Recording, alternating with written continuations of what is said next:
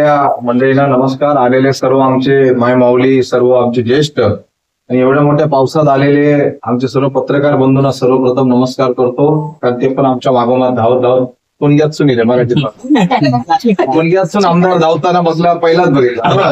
आमदार किंवा कोणग्यातसून धावणार नाही, बरोबर ना.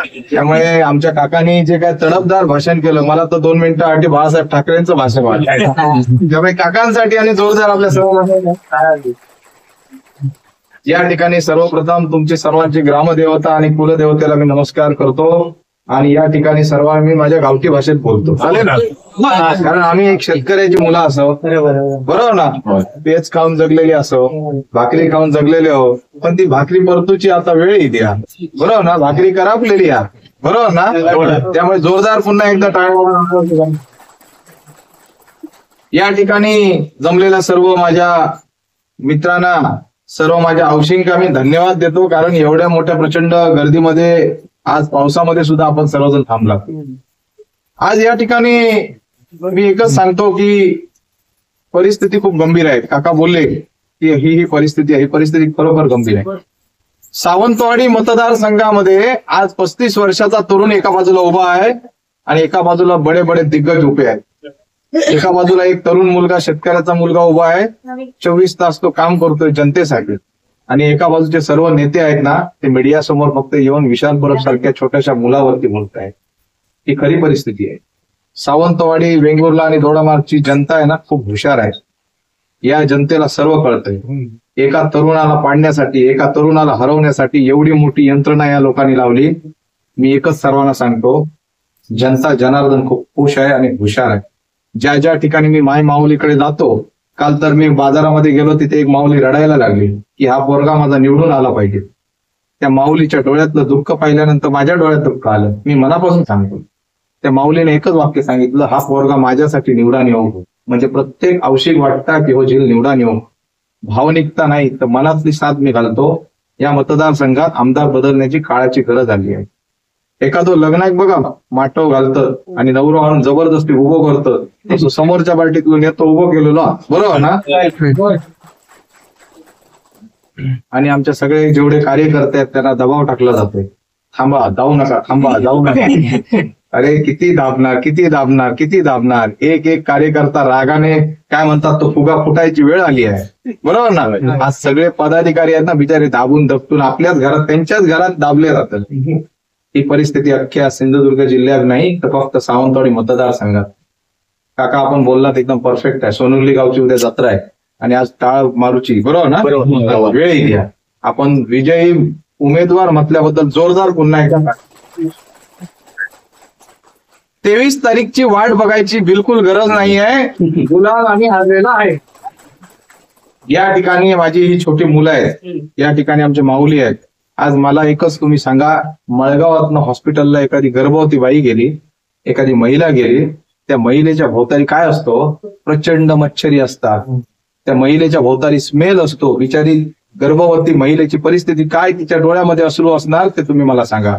आज या मतदारसंघातलं हॉस्पिटलची परिस्थिती बघा. एखादं जनावर, कुत्रा चावला, साप चावला तर तिथे इंजेक्शन नाही, बीपीची गोळी नाही, डायबिटीसची गोळी नाही. ही परिस्थिती आमच्या हॉस्पिटलची आहे. एखादं कोण ऍडमिट करायचं म्हटलं तर बांबोळीशिवाय पर्याय नाही. मी मळगाव वासियांना, माझ्या मळगावच्या सर्व हौशींना आणि माझ्या बापाशींना सांगतोय, तुमच्यात जेवढी ताकद आहे ना तेवढी तुमच्या हातीत मोबाईल आहे. जेवढे पाहुणे पैक, जेवढे लोक, सगळ्यांनी एकामेकाक फोन करा. विशाल परब माझं झील आमदार हो ह्याच्यासाठी विनंती करा. प्रत्येक जणात ताकद असा, एक पोरगो, एक महिला 500 जणांना सांगू शकते की आज हा मुलगा इथे आमदार होणं काळाची गरज आहे, बरोबर ना. त्यामुळे आज काळाची गरज आहे.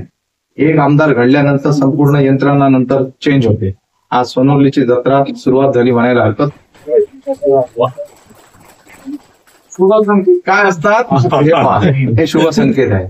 मी आमदार झालो म्हणजे खूप मोठा कोण नाही झालो. 23 तारीखला साहेब आपण गुलाल उधळणार, पण 24 तारीख नंतर माझ्या डोक्यावरती ओझा आहे, बरोबर ना. 24 तारीखला विशाल परबला या 130ही गावामध्ये ज्या ज्या लोकांना जे जे शब्द दिले ते पूर्ण करायची वेळ आहे. आणि माझ्या आयुष्यातलं पहिलं जर टार्गेट असेल तर ते हॉस्पिटल, आणि माझं दुसरं जर टार्गेट असेल तर माझे तरुण आज जे माझ्या पाठीशी आहेत जोरात, हे तरुण मुलं जी घरात बसली त्यांच्या हाताला काम द्यायचं आणि पोटाला अन्न द्यायचं काम. काही लक्ष देऊ नका. विरोधक काही उठवणार. शेवटचे 4 दिवसात विशाल परब असा आहे तसा आहे तसा आहे. 20 वर्ष मी तुमच्या सोबत राहिलो, बरोबर ना.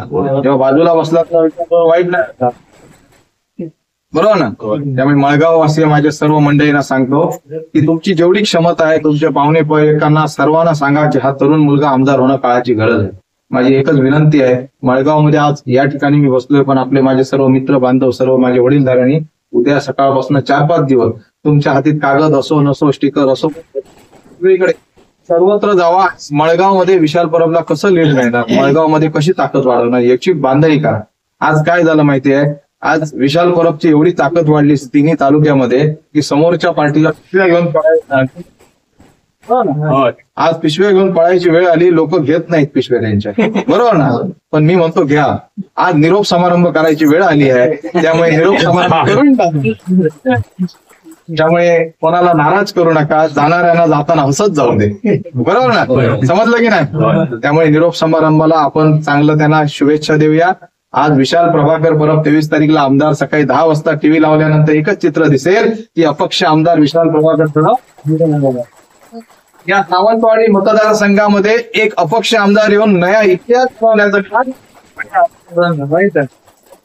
आपण सर्वांनी माझे 2 शब्द ऐकलात. खूप मी आनंदित झालो. आज सन्माननीय आमच्या पै साहेबांनी आम्हाला इथपर्यंत आणलं, कारण त्या सर्व माऊली आणि आमच्या सर्व ज्येष्ठांना, तरुण मित्रांना भेटवलं. मी धन्य झालो. माझा हा 15 वर्ष तरी माझा मित्र आहे ना भाई. हा 15 वर्ष माझ्याकडे मोटरसायकलने फिरत होतो तेव्हापासूनचा माझा मित्र आहे. त्याला माझा स्वभाव विचारा. मी तेव्हाही तसाच होतो, आजही तसा, आणि आमदार झाल्यावर पण तसाच. जॅकेट घालून दिल्ली आणि मुंबई गाठूचंही नाही, बरोबर. कारण इकडचे आमदार झाले की लगेच दुसऱ्या दिवशी मुंबई गाठले नाही का 5-10 वर्षांनी येईल, बरोबर ना. त्यामुळे असं काय होणार नाही. माझा शब्द आहे आपला सर्व मंडळींना. विशाल परब हा शेतकऱ्याचा मुलगा आहे. जमिनीवरच राहणार, जमिनीवरच पाय असणार. आणि मी एकच सांगतो, माझ्या आमदारकीचा फायदा सर्वसामान्य जनतेला असणार. संपूर्ण जनता खुश आहे. सगळ्यांच्या चेहऱ्यावरती हास्य आहे. या ठिकाणी इलेक्शन आहे असं वाटतच नाही, बरोबर ना. फक्त शेवटचे 4 दिवस वाटतं गरम. त्यामुळे अजिबात नाराज करू नका. कोण दरवाजा गेलो दरवाजा उघडं ठेवा, असं तर घ्या. परंतु मतदान करताना विशाल प्रभाकर परबच आमदार व्हायला. आपलं चिन्ह काय आपण सांगावं जरा. औशिंगा माहित असतात, त्यामुळे आपलं चिन्ह आहे शेगडी. सकाळी चहा लागली का झेल सांगता औषध चाय कर, का शेगडी चालू केली, झोपताना परत ती बंद केली. म्हणजे 14-15 तास आपल्या महिलांच्या, आमच्या माऊलींच्या हातामध्ये शेगडी असते. देवाने आम्हाला शेगडी हे चिन्ह कसं काय दिलं विचार करा. अन्नपूर्णा म्हणजे देवाचं ते वरदान आहे.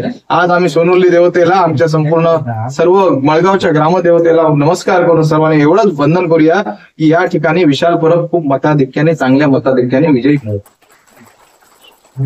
त्यामुळे उद्यापासून मळगावची सर्व जनतेला, सर्व माझ्या मंडळींना, तरुणांना मी येताना तेच सांगितलं. ते बोलले छत्री धरू का, म्हटलं छत्रीची गरज नाही, मी शेतकऱ्याचं झील असेल. हिजाची कांबळ्या घेऊन आम्ही जोत धरलेला असा, त्यामुळे याची गरज नाही. असा आपण जोरदार काम करूया. येणारे 4 दिवसात जेवढी ताकद आहे माझ्यासाठी 1-1 रुपया जरा फोन मध्ये वापरा आणि ते सर्व पाहुणे पंढरीला फोन करा. एकामेकाक सांगितलं तर नक्कीच होताला. दोडामार्ग, वेंगुर्ला, सावंतवाडी, भाजीवाले, फळवाले, टेम्पोवाले, हमाल, कोणाच्या तोंडात जावं विशाल प्रभाकर बरोबर आमदार होते. त्यामुळे आज इथे आम्ही आवर्त का घेतो, कारण आता रात्री 12-1 वाजेपर्यंत प्रचंड आमचे सभा आहेत असे छोटे छोटे.